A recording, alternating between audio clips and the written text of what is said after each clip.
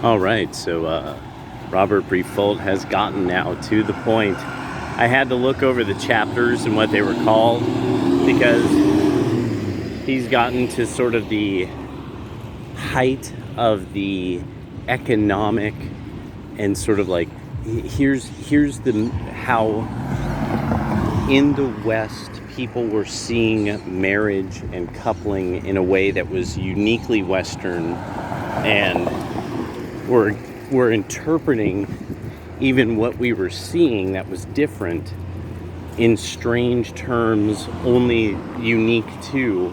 the European experience, but in the best possible way, that we were applying the highest levels of virtue and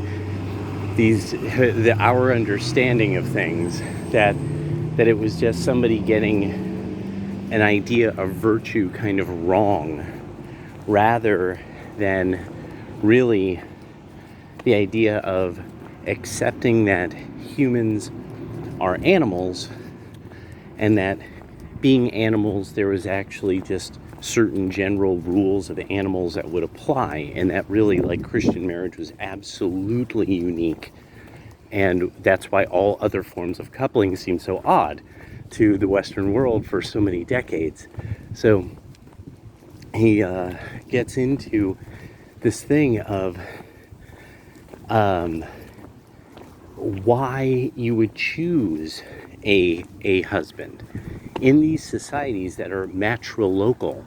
so that the man is basically brought into the woman's family, and that she still has sort of wide license to do what she wants. And so this is before we have a period of time where men fundamentally protect and own the bride as a part of the property,